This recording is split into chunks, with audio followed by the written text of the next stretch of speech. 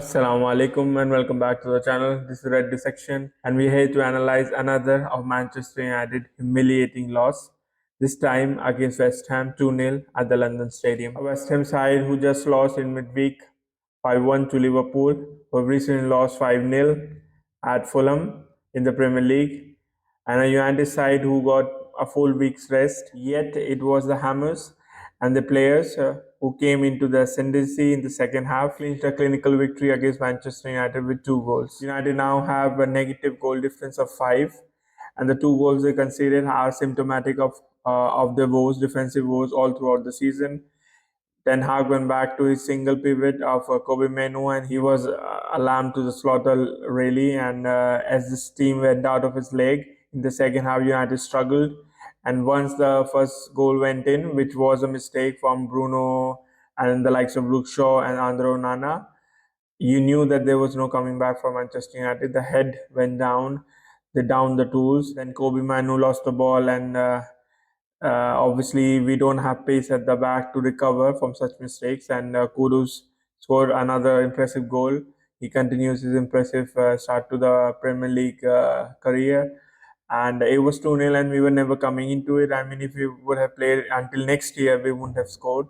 We create no chances, and whatever chances we had, which was down to West Ham's mistake, to be honest, like the one-on-one chance of Garnacho in the first half, we cannot capitalize. And there is no hope at the end of the tunnel for Manchester United. And this could be the start of a harrowing week to come for Manchester United. Coming to statistics, United had most of the ball, but that was not in the dangerous areas. They were just playing around the back line into the midfield, then again to the back line. It was more of a sideways ball. There was no precision in it. There was no enterprising intent in it. It was just ponderous football. If you look at the big chances created, West Ham created 2 and took one of those. United didn't really create anything. In the first half, they had 2 chances, especially with Garnacho, but both of them were down to West Ham's mistake. And it was down to the fact that West Ham actually gave United too much respect in the first half. In the second half, they were pressing more intently with the likes of James Ward-Prowse and Paqueta and Kudus and Jared Bowen. And it reaped rewards because United were clearly clueless. They were out of ideas.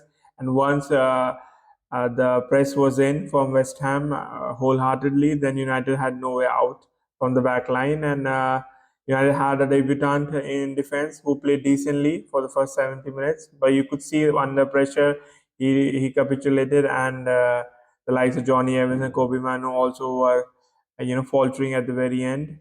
Obviously, the likes of Luke Shaw and Bruno Fernandes, once they are in your team, you have a good chance of losing that match, especially after conceding, and that's what we did. Coming to player rating, starting with Andre Onana, he was at fault for the first goal. Second goal, he doesn't save anything, to be honest, and he did make a good save at the corner, but that was straight at him. Onana doesn't fill you with any kind of confidence. These type of matches, we probably could have drawn and won last season because of the prowess of David De Gea, his miraculous saves, but we don't have them, and Onana doesn't have them in his locker, so another bad performance of Onana. Willie Campbell, I think that's how his name is pronounced. He was composed on the ball.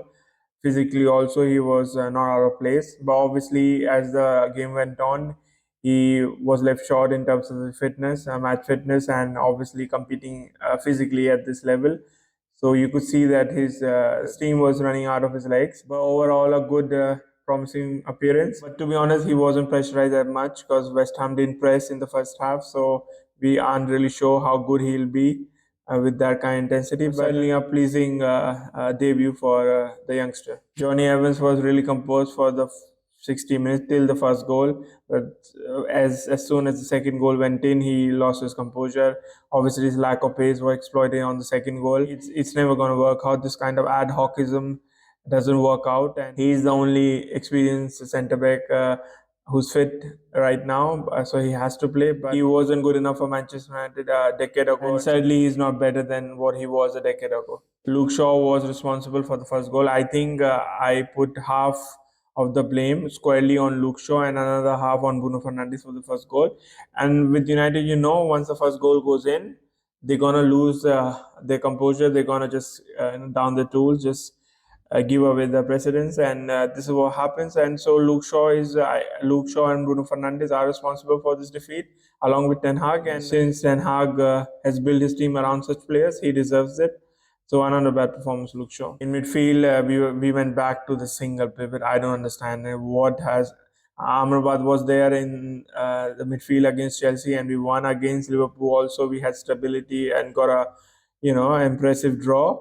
But again, Ten Hag went to his stringent, dubious, and obstinate ways, and he left Kobe Manu in that single pivot, a lamb to slaughter, and he was eventually culpable for the second goal.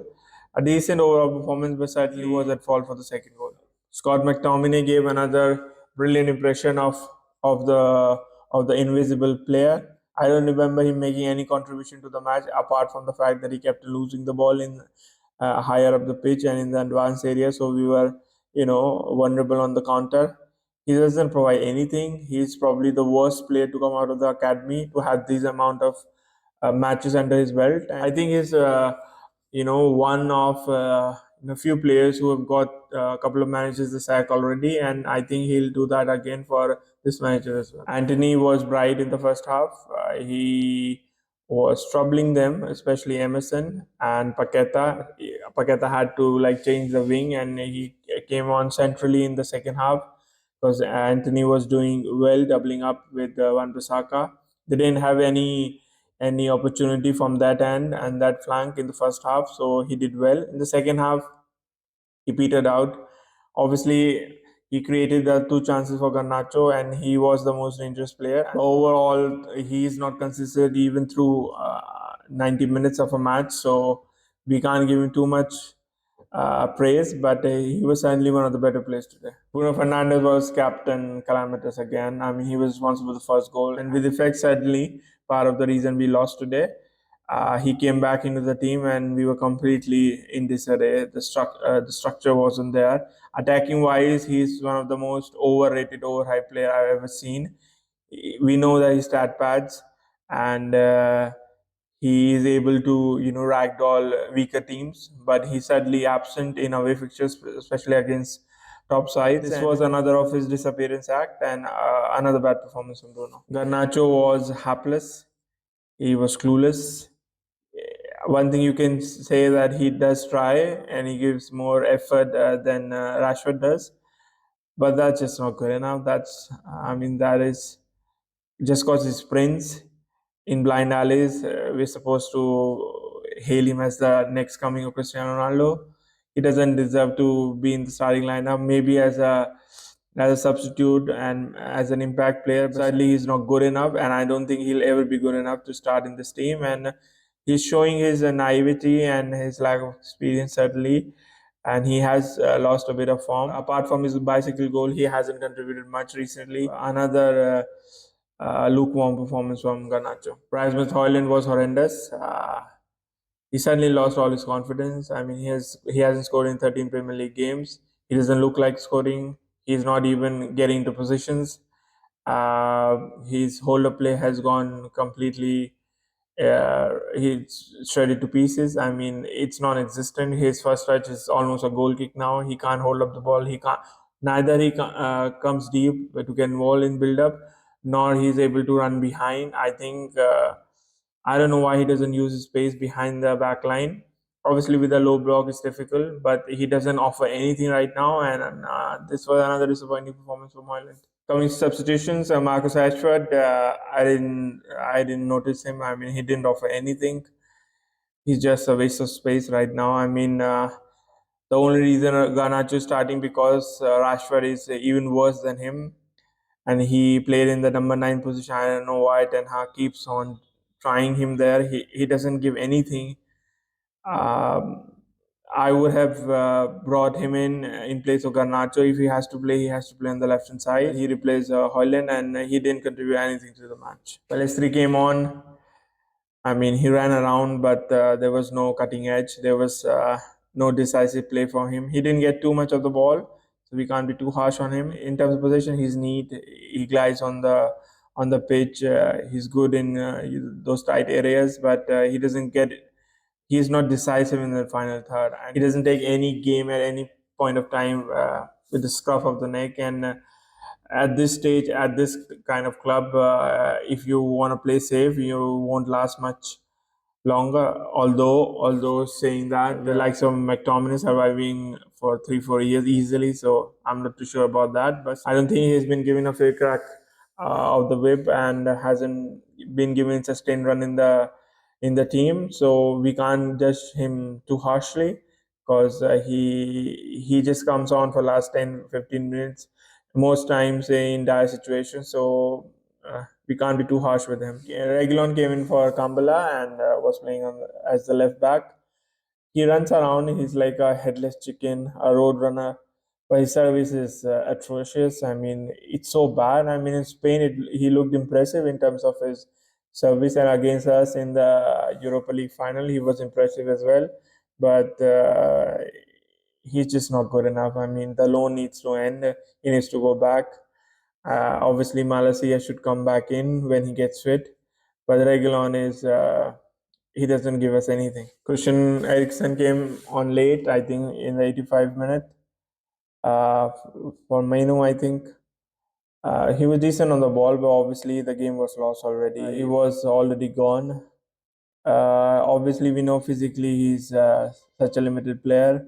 Defensively, he's a liability, and they were counter-attacking us constantly once he came on. He cannot compete physically in the league at this level, and it was another of those ad hoc steps that Ten Hag took last year. He was decent for the first year, but obviously in the second year he's been found out, and he's not good enough for this team, for this club at this moment. Eric Ten Hag continues to break all the records. Under him, now we've lost 13 goals before Christmas. That's the worst set of results since 1930. We haven't scored in last 6.5 hours, 4 match consecutively.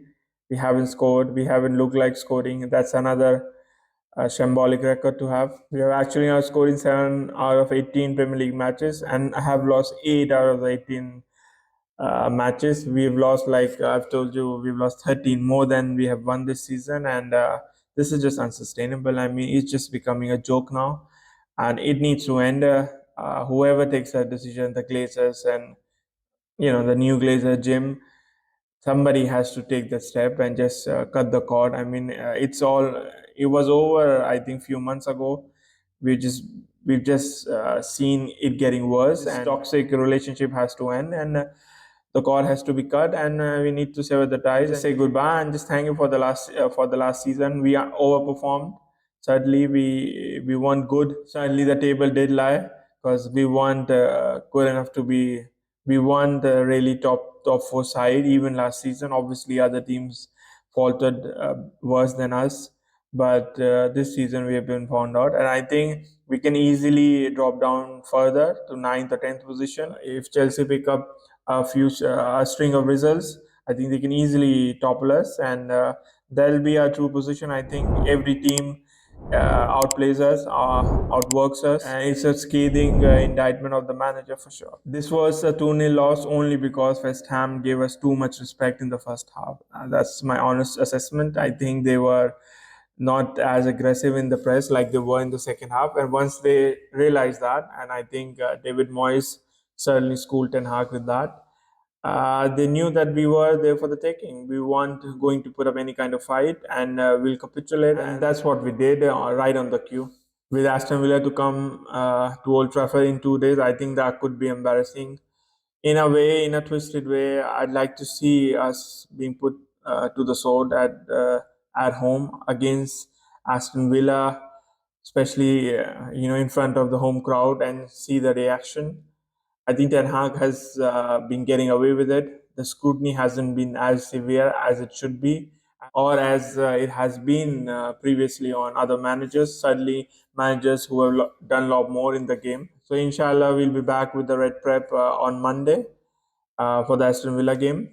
Please join us for that, and keep liking, commenting, and sharing our videos. We truly appreciate all your support and good comments. So until we meet again, take care, do good, pray for Palestinians and all the oppressed people all across the globe. Assalamu alaikum.